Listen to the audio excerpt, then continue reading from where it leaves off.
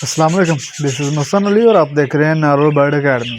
आज हम सोकड़े के ऊपर बात करेंगे। परिंदों में सीप निकल आती है, सीने की हड्डी निकल आती है, कमज़ोर हो जाता है आपका बर्ड और एक दिन एक्सपायर हो जाता है। सोकड़े के ऊपर बात करते हुए बड़े बड़े सीनियर ब्रीडर कतराते हैं। उनको ये नहीं पता कि सोकड़े की बीमारी क्यों आती है और इसका इलाज क्या है। देखने में बर्ड बार बार खाता है, बहुत ज़्यादा खाता है। आपको लगता है कि आपका बर्ड बिल्कुल सेहतमंद और तंदुरुस्त है, बल्कि ऐसा होता नहीं है। आपका बर्ड कमज़ोर होता है और एक दिन परों में मुंह छुपाकर बैठ जाता है तो समझ जाएं कि उसके आखिरी दिन आ गए हैं।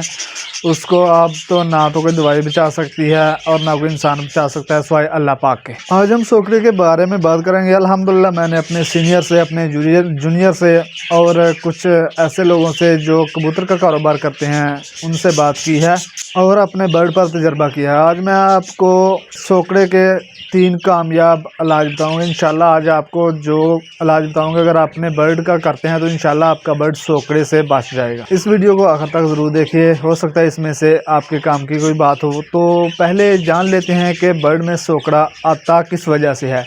तो बर्ड में सोकड़ा चंद एक वजह से आता है, जिसमें सबसे पहले ये है कि आपने अक्सर देखा होगा कि जब अपने बर्ड को दाने डालते हैं या उनको सीड मिक्स जो भी आप देते हैं, तो जो ताकतवर बर्ड होते हैं वो आपके बर्ड का जो दाने वाला बर्तन होता है उसमें आकर कब्ज़ा कर लेते हैं और जो कमज़ोर बर्ड होते हैं उनको मारते हैं, उनको खाना खाने नहीं देते, जिस वजह से वो भूखा रहता है और भूखा रहने की वजह से वो कमज़ोर होना शुरू कर देता है और कमज़ोर होने के साथ साथ उसके सीने की हड्डी निकल आती है और सोकड़े में चला जाता है। जब सोकड़े में बर्ड चला जाता है तो उसका रिकवर होना मुश्किल हो जाता है।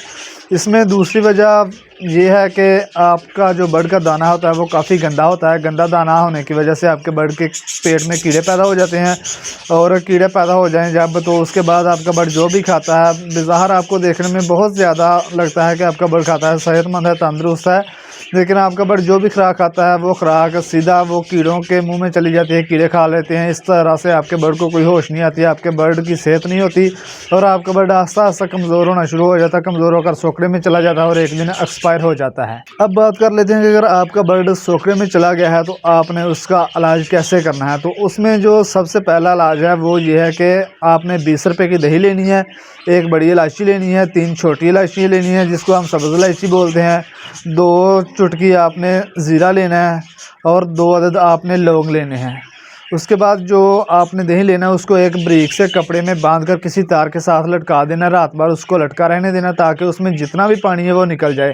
जब आप सुबह उठकर देखेंगे तो वो थोड़ा सा दही बचा होगा जो गाढ़ा होगा, आपने वो दही ले लेना है। उसके बाद जो दूसरी चीज़ें हैं उनको आपने पीस कर पाउडर फॉर्म में कन्वर्ट कर लेना है, उसका पाउडर बना लेना है और उसके बाद आपने उन चीज़ों को उस दही में मिला देना है और उस दही में मिलाने के बाद आपने उसकी छोटी छोटी गोलियां बना लेनी है। गोलियों का साइज़ इतना हो कि जितना एक बाजे के दाने का साइज़ होता है गोलियों का उतना साइज़ हो। उसके बाद आपने उसको किसी कमरे में रख कर खुश्क कर लेना है।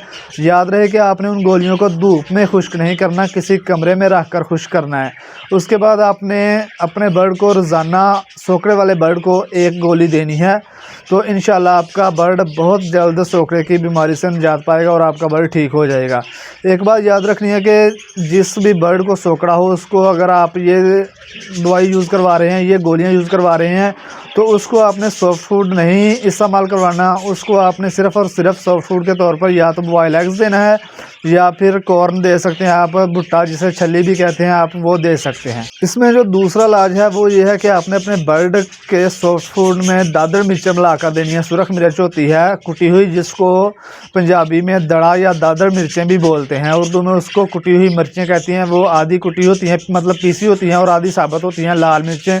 वो आपने अपने बर्ड के सॉफ्ट फूड में मिलाकर देनी है। आपने 1 किलो बर्ड के सॉफ्ट फूड में 1 चम्मच मिलाकर देनी है। आपने अब देखना है कि आप अपने बर्ड को सॉफ्ट फूड किलो से ज़्यादा दे रहे हैं या कम दे रहे हैं, उस हिसाब से आप मिर्चें भी कम और ज़्यादा कर सकते हैं।